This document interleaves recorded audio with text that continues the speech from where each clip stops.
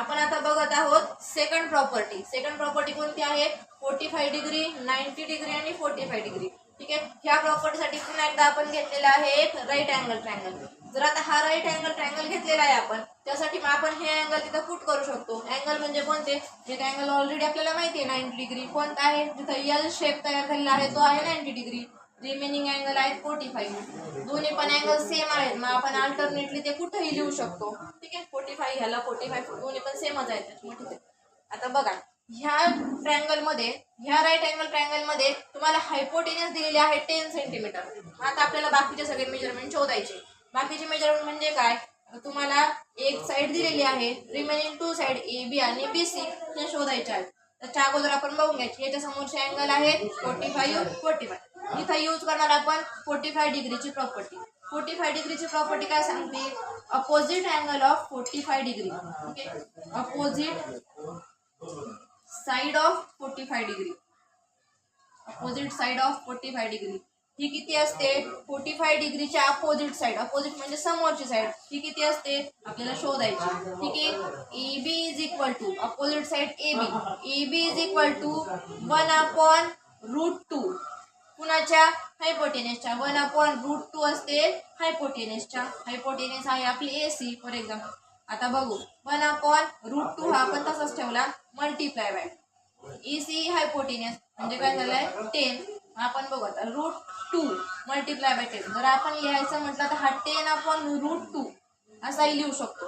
पण सगळ्यात अगोदर आपल्याला माहिती पाहिजे बेसिक गोष्ट, हा आहे तुमचा न्यूमरेटर आणि हा आहे डिनॉमिनेटर. डिनॉमिनेटरला कधी इरॅशनल नंबर असतो का? इरॅशनल नंबर म्हणजे काय? की जे रूट मध्ये नंबर्स असतात, √2 झाला, √3 झाला, √5 झाला. ओके, हे नंबर जर रूट मध्ये आले तर त्यांना आपण म्हणतो इरॅशनल नंबर. म्हणजे सगळ्यात महत्त्वाचं, ज्यांचे स्क्वेअर रूट निघत नाही त्यांना आपण इरॅशनल नंबर म्हणतो. ठीक आहे. मग आता 2 हा आहे का कुणाचा स्क्वेअर? नाही, म्हणजे 2 कुणाचा स्क्वेअर नाही, म्हणजे स्क्वेअर रूट त्याचा निघत नाही. मग हा जो डिनॉमिनेटर असतो, डिनॉमिनेटरला आपण इरॅशनल नंबर ठेवत नाही. मग काय करून घ्यायचं? अगोदर ह्या 10चे फ्रॅक्शन पाडून घ्यायचे. ओके, फॅक्टराइज मेथडने फ्रॅक्शन पाडायचे. फॅक्टराइज मेथड कोणती? 10चे फ्रॅक्शन्स 2 मल्टिप्लाय बाय 5 हा आला 10/√2. ठीक आहे. मग आता आहे का √2 कॅन्सल होण्यासारखा? पुन्हा एकदा आहे. कसा करणार कॅन्सल आपण? हा जो 2 आहे, 2 कुणापासून बनलेला आहे? 2 चे पुन्हा एकदा फॅक्टर पाडू शकतो. आपल्याला बेसिक फॅक्टर माहिती आहे 2 चे काय असतात? बेसिक फॅक्टर 2 मल्टिप्लाय बाय 1 असतात.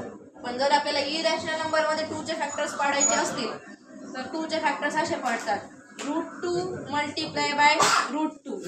हा झाला 2 चा फॅक्टर आणि हा 1 जसा तसा √2 मल्टिप्लाय बाय √2 हे 2 चे फॅक्टर. ओके नाही? बघा आता तुम्ही क्रॉस चेक करून बघा. तुम्हाला जर कळालं नाही 2 चे फॅक्टर हेच कसे असतात, जर कळालं तुम्ही काय करायचं? क्रॉस चेक करून बघायचं. √2 मल्टिप्लाय बाय √2 म्हणजे काय आले? हे दोन्ही पण एकाच स्क्वेअर रूट मध्ये आलेले नंबर. 2 2 किती झालाय? 4 झाला. हा रूट मध्ये पुन्हा एकदा रूट मध्ये 4 आलाय म्हणजे 4 चा रूट आलेला आहे 2, म्हणजे ह्याचे फ्रॅक्शन हेच आहेत. ठीक आहे. बघू, हा काय आलेला आहे? 2 चे फॅक्टर आले √2 मल्टिप्लाय बाय √2. पुन्हा एकदा राहिलेला 5 तसा लिहिला. राहिलेला काय आहे आपला? डिनॉमिनेटरचा √2. न्यूमरेटरचा √2, डिनॉमिनेटरचा √2 कॅन्सल झाला. खाली काय राहिलंय? √2 मल्टिप्लाय बाय 5 5 × √2. ओके, हा आहे आपला ए बी. अशा प्रकारे आपण ए बी फाइंड आउट केलेला आहे. बघा, जर आता हे तुमचे अँगल सेम आहेत 45 डिग्री 45 डिग्री म्हणजेच काय? त्याच्या समोरच्या म्हणजे अपोजिट साइड ज्या आहेत त्या पण काय राहणार? सेम असणार.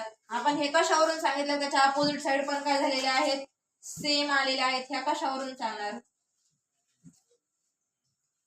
कशावरून सांगणार? Theorem of opposite side. Okay, म्हणजेच काय?